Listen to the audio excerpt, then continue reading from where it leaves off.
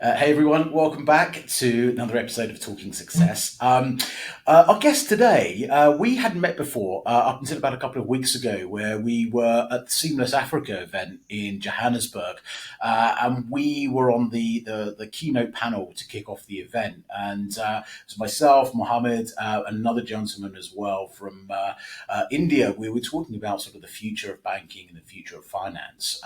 We were given 20 minutes, and just as we were wrapping up those 20 minutes, there was kind of a blind panic at the back going, no, you've got to keep going another 20 minutes. So we had to think on our feet. And I was delighted to have Mohammed with me because he made my job so much easier when we were talking about sort of all things sort of fintech and all things sort of digital banking. Today, I would like to uncover and unpack the world of Islamic banking. Despite having lived in the UAE for 7 years or so, been exposed to sort of the Islamic culture and what have you, I still don't really understand all the intricacies around Islamic banking.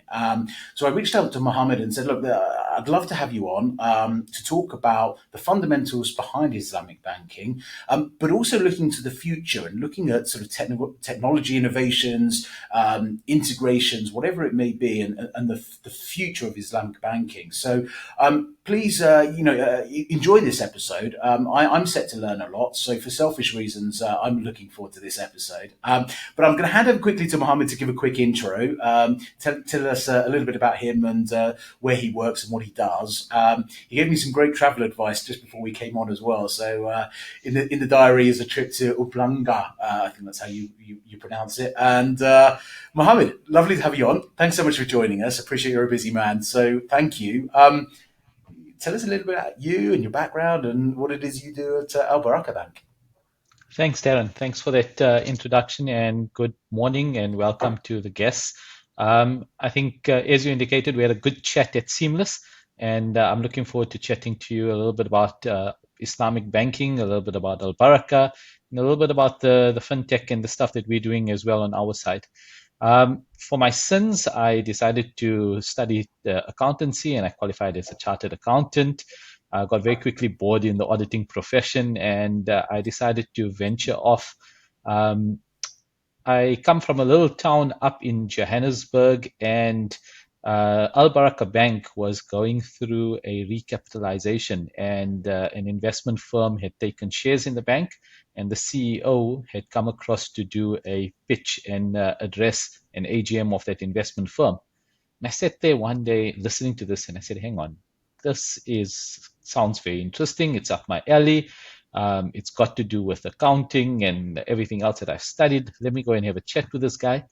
And he told me three times, "Please don't come and work for us. We're too small. You CAs come here and you get frustrated and you don't want to stay for a long time. And then we invest in this." And I said, "I'll shake your hand.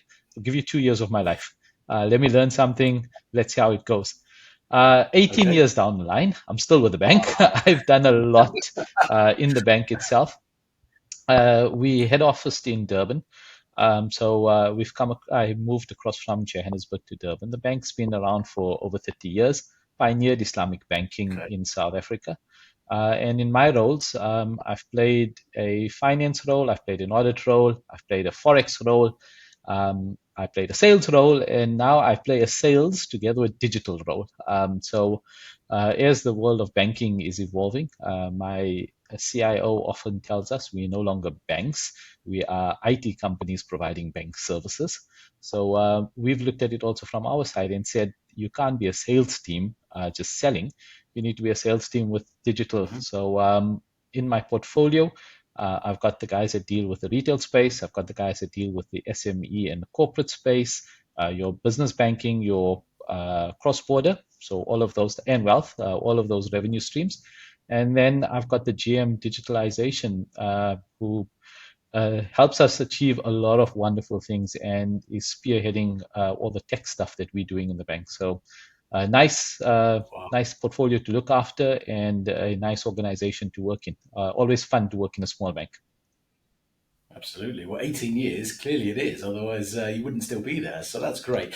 Mohammed, before we get into the sort of intricacies around sort of the future of Islamic banking and some of the innovations and what the future holds, for our audience and actually, quite frankly, for me, for us who perhaps don't really understand, well, you've heard the term Islamic banking, but we don't really understand, or I certainly don't understand, again, the intricacies involved. Could you give us a kind of a 101 on what Islamic banking is? And sort of where it fits, sort of within the financial services ecosystem. Sure. So I think that's a good starting point. And a lot of people will call Islamic banking ethical banking. I prefer not to do that because, by contra of it, it means all other banking is not ethical, and we don't want to do that to the industry or anything like that.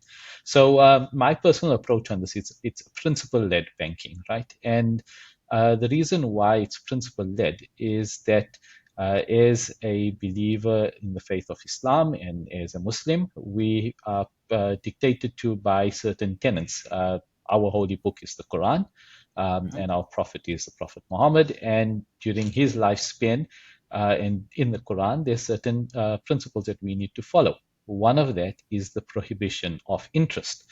And the Quran says it very nicely in that people will say interest is like profit and say no, profit is profit and interest is different.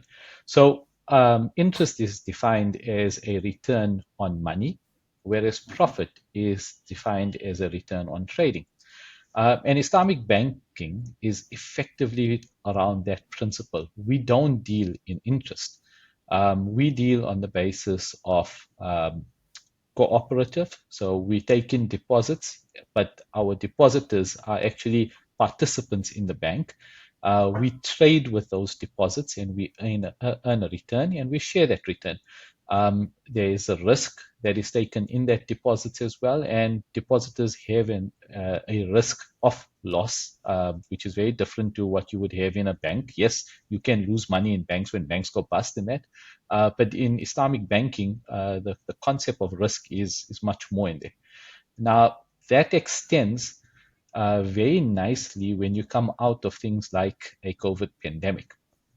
So, in South Africa, and I think probably across the globe, when COVID hit and businesses had to go into these lockdowns, and we didn't know what's going to happen because you had installments that needed to be paid, but as a Sure. business, you weren't trading. So, what's going to happen in this thing? We as bankers had to learn a term that was called a payment holiday, right? And banks don't give holidays, but we had to give that. Yeah. As an Islamic bank, we couldn't charge you any additional penalty for that period that you couldn't pay us. Whereas if you were in a conventional space, the interest just kept on ticking over and that went up. So Mhm. that's where you see real differentiations that come in.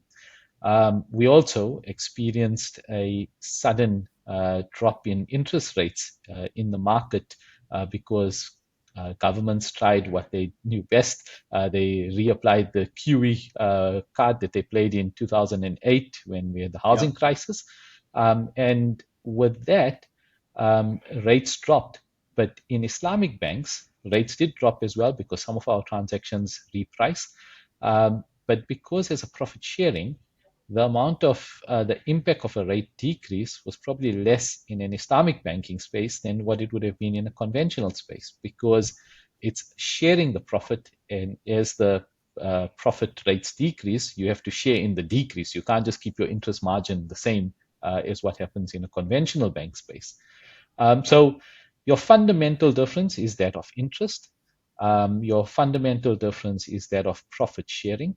And then other fundamentals that come in is that if you're doing a loan, then you don't charge interest. So we do benevolent loans.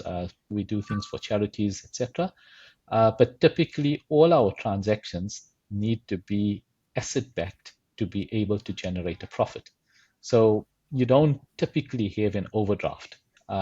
You do have an Islamic credit card, but that is typically a benevolent loan that is given to a consumer, and the bank has to then earn its return on interchange or earn its return through fees, etc., but not really money on money.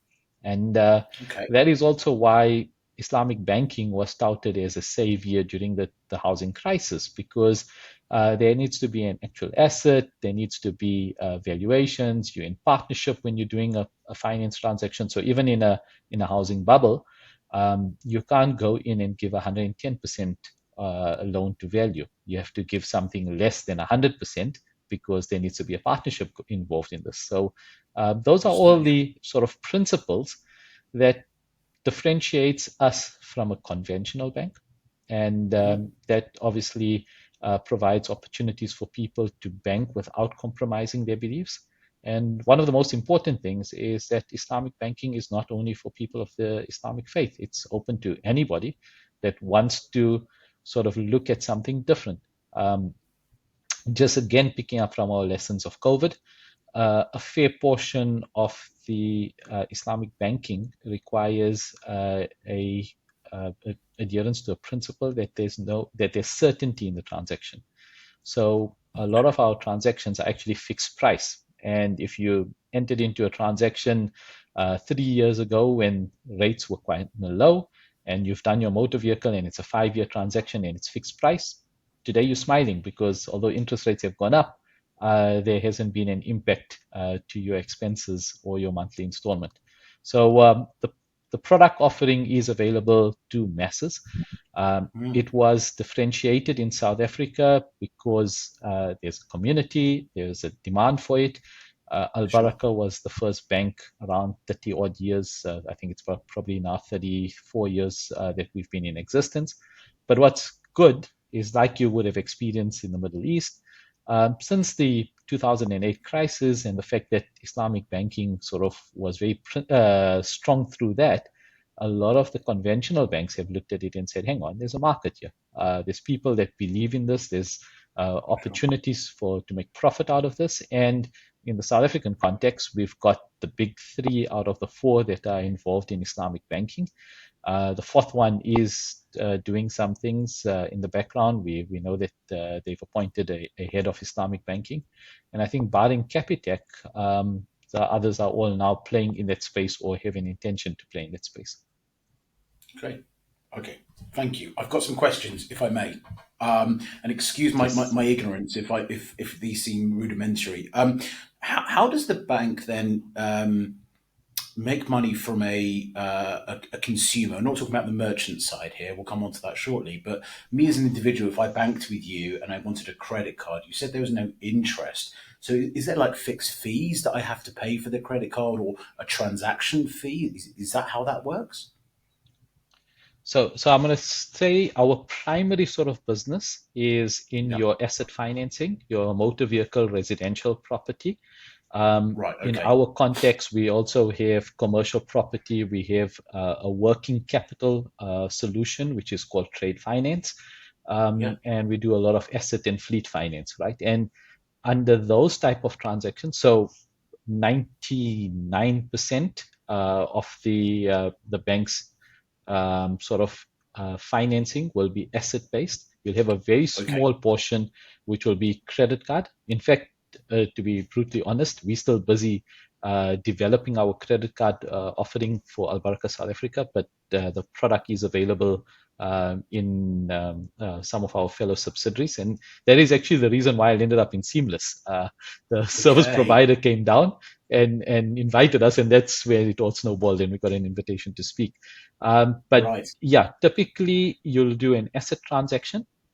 If you're Okay. doing a vehicle or you're doing a fleet or something like that, you've got two types of transactions. You can do a fixed price. We buy, we add a profit, we sell, and your installment is known upfront, and that's the life of the transaction. Okay. There's also a rental one. So we buy, we lease the product, the asset to you, and we recover rental over that. And effectively, that's where we make our profit.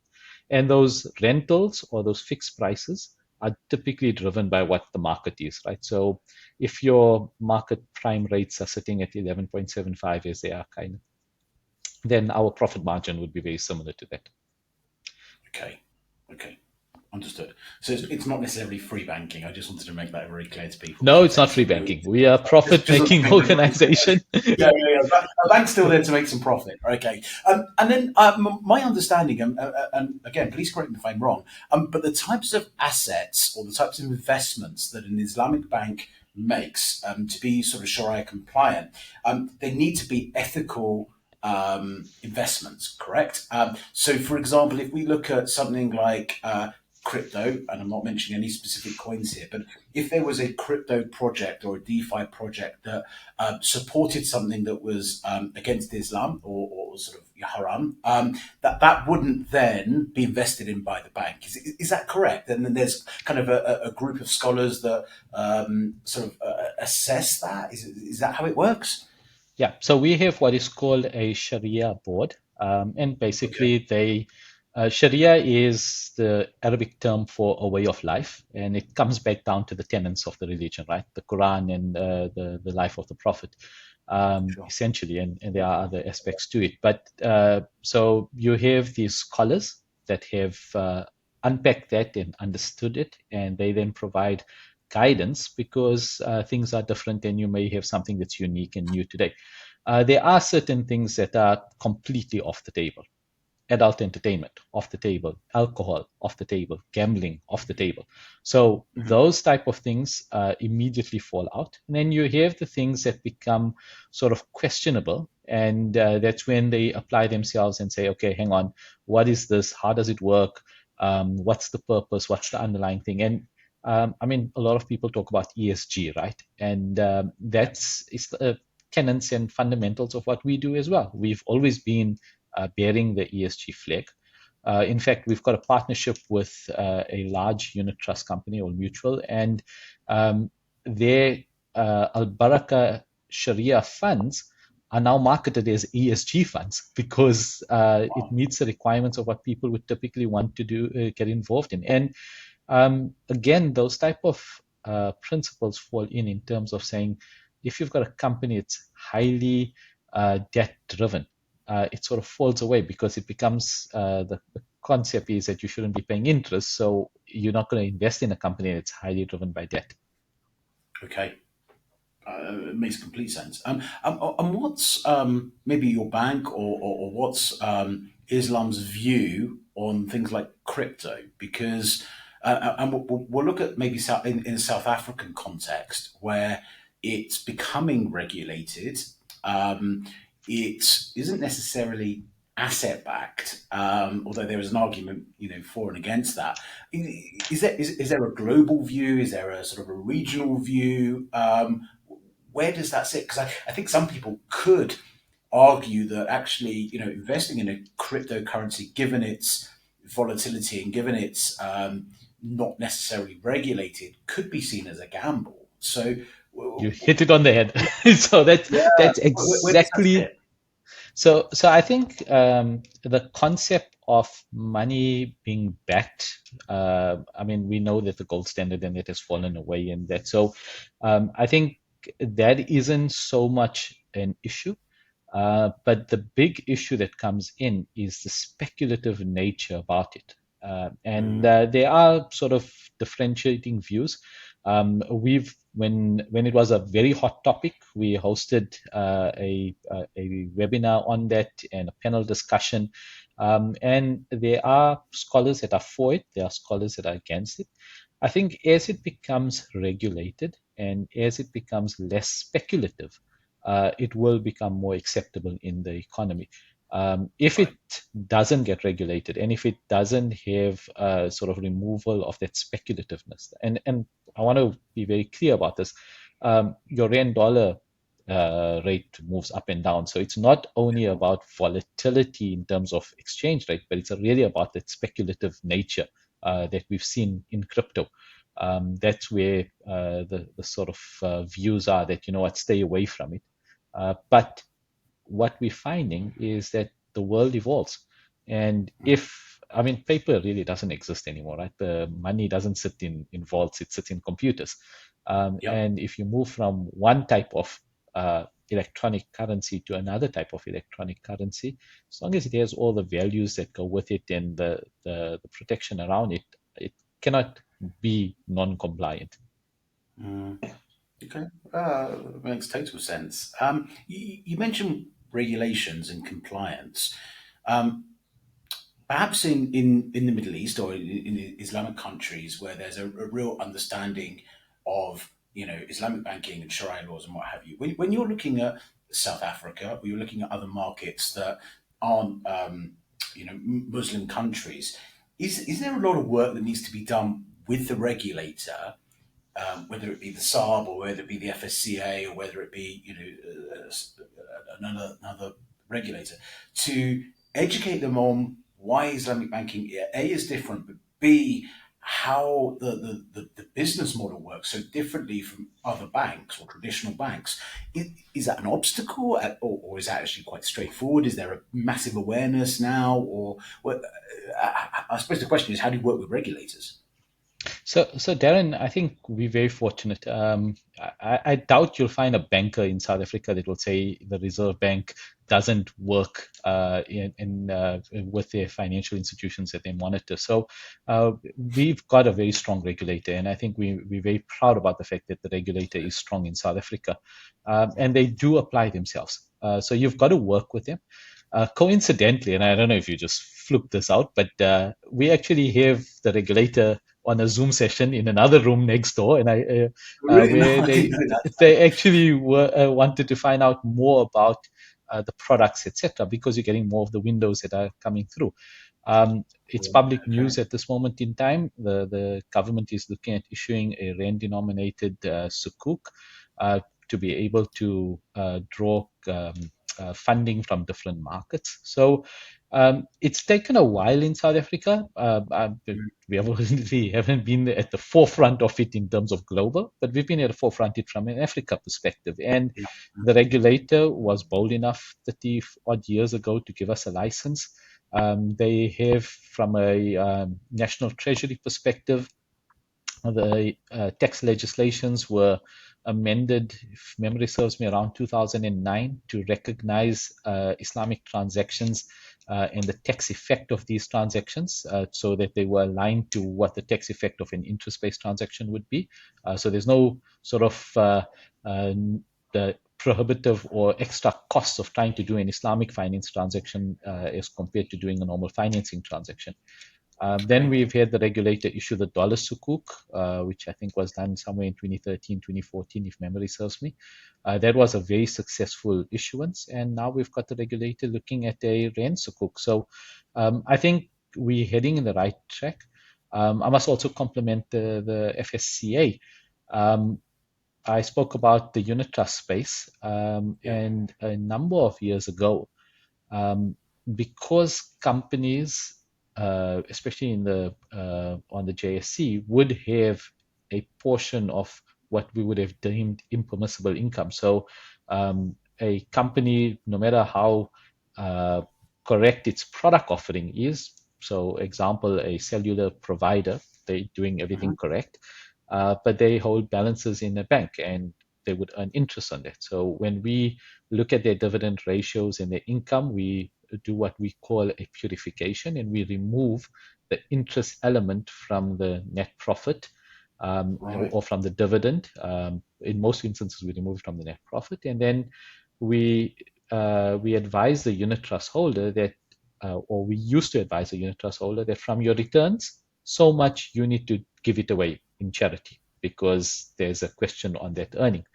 Um, our Sharia board a good few years ago, and this is, if I'm not mistaken, as far back as 2000 in the 2000s, right? I don't even remember exactly where about in that. Um, Told us go and engage with the regulator. They weren't known as the FISCA at that time; they were the FSP or whatever they held at that point, and go and ask them permission to be able to remove that at source so that you take the responsibility away from the unit trust holder and that Mhm. whatever they earn then is completely pure.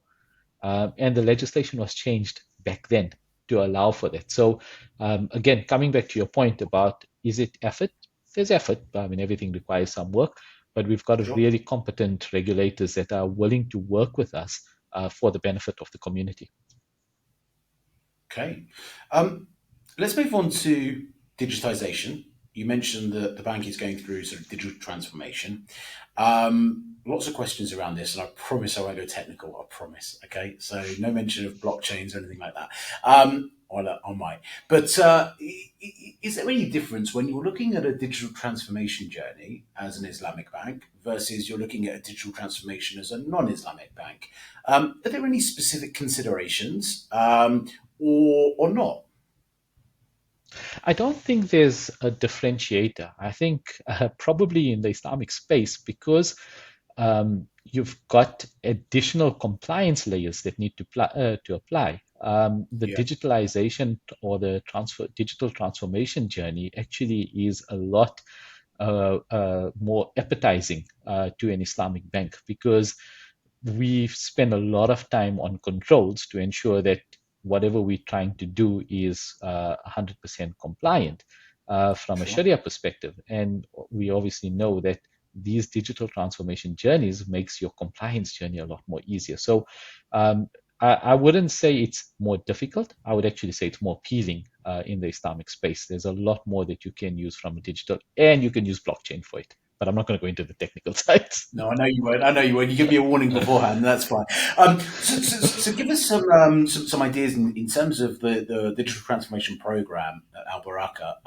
What does that consist of? Given the nature of the bank that you are. So our digital transformation journey has got four major aspects. There's the connectivity side, there's an Hmm. automation side, there's Hmm. decisioning, and then there's innovation. So this is being driven down by our parent. Come down. We've got a nice, lovely acronym CADDY for it, and we then look at Paddy. everything in our system and say, um, are you going to improve uh, connectivity with your client? So, taking anything that would be paper based, taking anything Hmm. that may have been audio based only, and converting that to giving a client full digital omni channel, the fancy word that everyone uses, Sure. capability of Mhm. connecting with your client. Then you look at Okay. everything that's being done manually, and how do you automate that? And I mean, it started with robotics, Hmm. and it's now moved over to stuff like regenerative AI. So those are nice little places where you can automate. And then decisioning comes in as well. And again, regenerative AI makes life a lot more easier. Robotic Yep. processes make life a lot more easier. And then the blue ocean stuff, the going really out there and looking at how do you innovate, what do you do, which will take you and differentiate you from the rest of the financial institutions that play in the market. Fantastic. You mentioned, there's loads of questions. Before I unpack those, we've spoken about the sort of retail consumer or the consumer. You mentioned at the very beginning of the conversation you've got sort of a merchant base as well.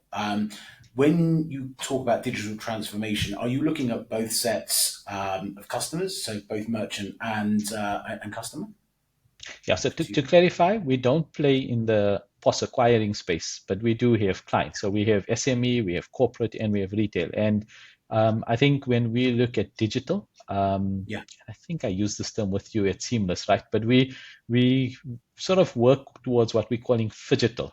It's a combination of physical and digital. Yep.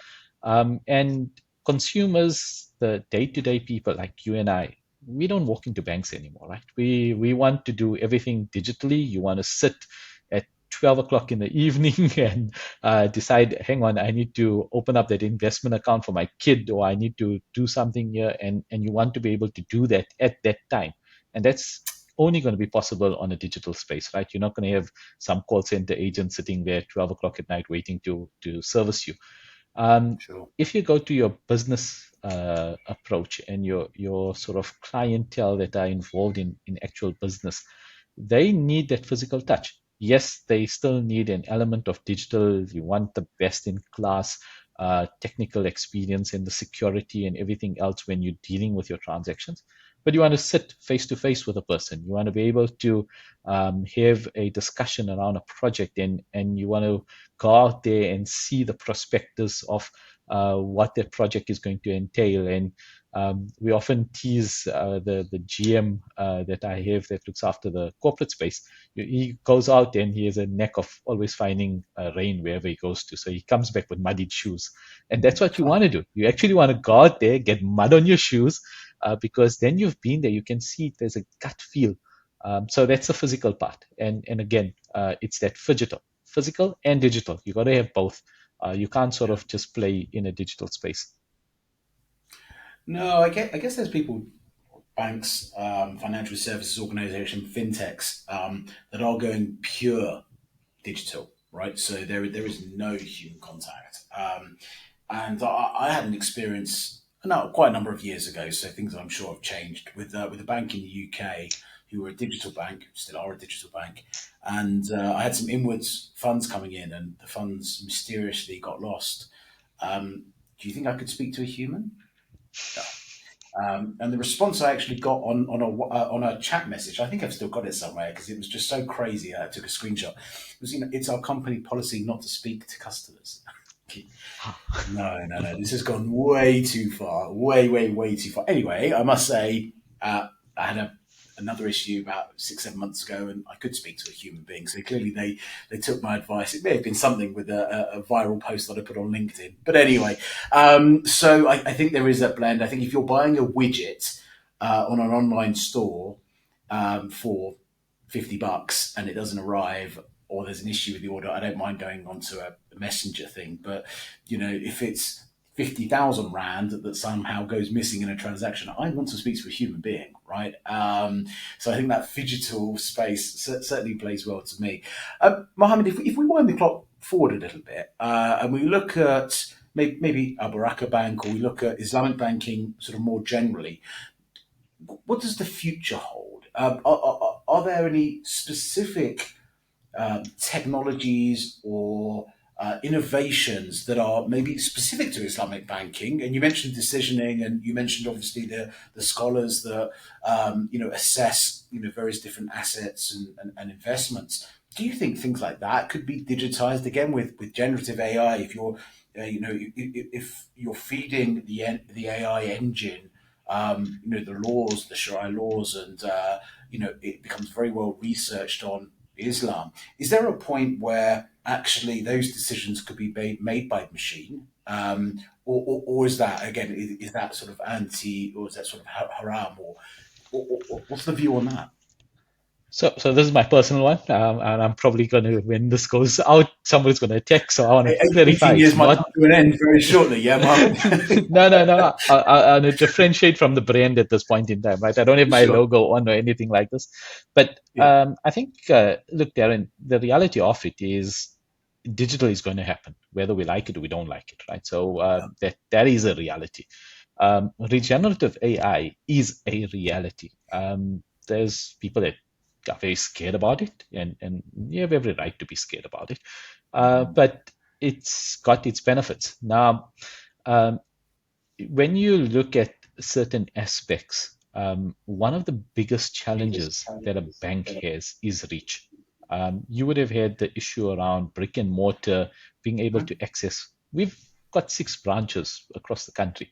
There's Right. South Africa is a large country, and if you sitting in Pofadder and you will need to have any sort of opportunity to invest or open up an account or transact according to your principles and your beliefs. Um, Prior to 2009, it was a bit of a schlep. Everything happened with COVID, the digitalization boost. Now Yeah. you can log on to a Teams call and we'll open up an account for you. In a couple of months' time, we'll have what other banks have already got, the ability to onboard yourself digitally. Um, so I think the first benefit of digitalization and fintech is it creates accessibility. And you mentioned it, it's seamless. It's a global thing. It's an African thing. Financial inclusion, or financial, the lack of financial inclusion. And I think when I opened up, I spoke about trust. And yeah, it may be financial inclusion, but it's about creating that trust. It's about giving access to that brand. So people through digital initiatives and through fintech will have access to Islamic banking. First thing, that's the biggest thing that comes out from it. The Sure. second thing is um, we see it in our daily operations. Any compliance driven activity is going to have people that are going to come back and ask the same question differently, or they're going to repeat the same question, or you're going to have a new person repeating that same question. And that's where regenerative AI can make your life a lot more easier, right? You don't need to have humans going back and saying, yes, we answered this question 2 weeks ago or 3 weeks ago. It's instantaneous. And Mm, that's where mm, it really makes a big difference. I did say I don't want to talk about blockchain, but I have to talk about the fact that all from a Sharia perspective, it's all about ensuring the integrity of a transaction. So okay. it's asset based. Firstly, it has to be asset based, but we all know that you have clients or you have opportunists that will try and do something that's not going to be right because at the end of the day, money is money, right? People will want it, they will need it, whatever it is. Mm, Through your blockchain, you have the capability of ensuring that you protect these type of transactions and you remove any sort of opportunity for non-compliance. So whether it's reach, whether it's AI, whether it's using the technology itself to protect the transactions, the opportunities are endless. And I think there's a huge potential for Islamic banking, mm. and there's a huge potential for financial institutions, and there's a huge potential for the consumer through all of the fintech stuff that comes out from you. It's exciting times. Just to give some context, how many? What's the Muslim population of South Africa roughly? Do you know what that is? Uh, so I think the official state will probably be around 2 million of South Africans that are Muslim. Wow. Through the Banking Association, we Yeah. know that there's approximately 70 billion rand worth of deposits that uh, comprise around the windows and the Islamic Bank being ourselves. So the market is quite big. If you take Yeah. that and you add on the unit trust space, I think it Sure. goes up to around 100 billion rand. So it's a nice size market. I mean, it's not the biggest, but for a non-Muslim country, it's a decent size market. Fantastic. Uh, just before we go, you mentioned actually you took a question that I had for you, and you answered it straight away. So thanks for that. I was going to ask you about sort of accessibility to people that aren't Muslim, and you very eloquently said that the bank is open to kind of anyone. Does what does that mean though? I mean, me as a non-Muslim coming into wanting to set up a bank account with Al Baraka Bank. There's certain things I need to agree to in terms of the principles of Islam, or is it just another bank account just with a different suite of products? How does that work? So, so Darren, it depends on the product itself that you're looking at, right? Okay. Because if you're looking at a transactional banking account, it's Yeah. really no difference that's going to happen in there. We do have certain restrictions on MCC code, so you might not be able to stop at your local bottle store and use the card. Okay. That's the Fair type enough. of things that we do have put in play. If you're looking at consumer finance like a motor vehicle, you're actually going to come out if you choose something that's fixed rate. I told you got the rental or the fixed one. Yeah. There's really no difference. It would be as comparable as if you were taking a fixed rate interest transaction at a conventional bank. Mm, And we have clients that do it with us because banking is not only about the money, it's about the service, right? And being a smaller yeah. bank, we're able to offer sometimes personalized service.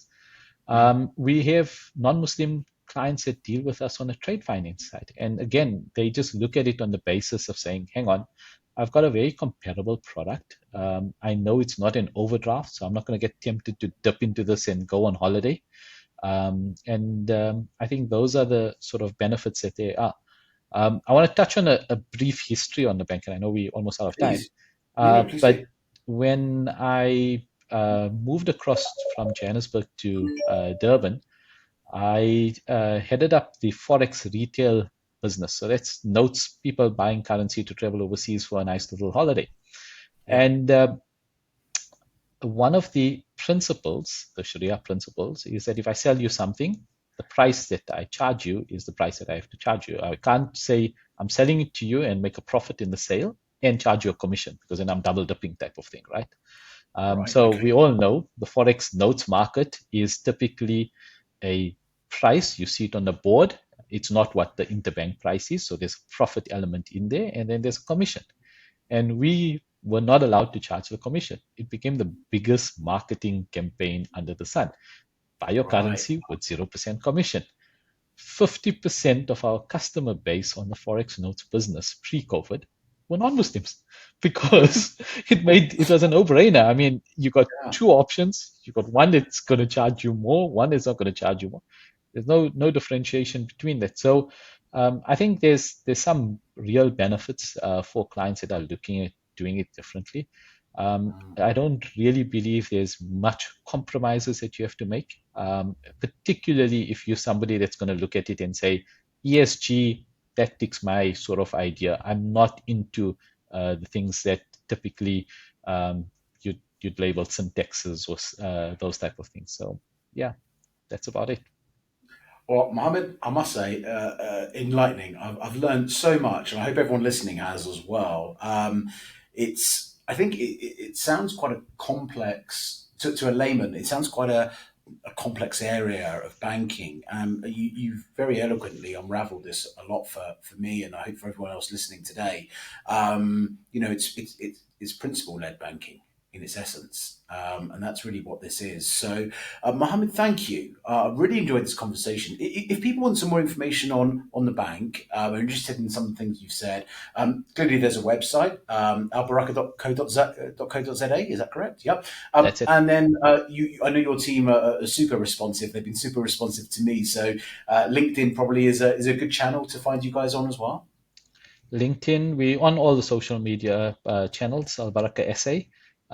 That's generally the handle all across. And yeah, if anyone's got any questions about it, if you're looking at researching, we've got a nice sort of what is type of thing that's sort of Okay. agnostic from any bank product and just tells you what the processes are. And we're always willing to have a chat, Darren. It's always nice chatting to you. So if there's any opportunities to have a chat about Islamic banking, it allows people an option, right? And I like the fact that I've convinced you that it's only principles. That's all that it is. There's nothing more. It's nothing less to it. It's just about a set of principles that we follow. Well, I've learned a lot. Thank you. I will put some links in the description below. If anyone would like to do some more research on Islamic Bank and Al Baraka Bank, and maybe reach out to Mohammed as well. We've run out of time. I did want to sort of ask you about sort of partners and integrations and what have you, but we can maybe save that for version two or release two. When I'm sure I'd love to get you back on again, Mohammed, and A, find out how the digital transformation journey kind of is going, and B, maybe unwrap some other sort of intricacies around Al Baraka Bank, around you and Islamic banking. But until then, Mohammed, thank you again. Thank you for your team for scheduling this, and I wish you all the well. And I'll see you soon, no doubt. Some conference, some stage, somewhere on the continent. Thanks, Darren. Hopefully in Mpumalanga, in the Kruger, because you need to put that onto your bucket list. No, I know. It's got to go on the But bucket list. There's thanks. a few other things as well. I still haven't been up Table Mountain, even though I lived there for 9 years, but it's on the list to do. Thank you again, Mohammed. I'll speak to you soon.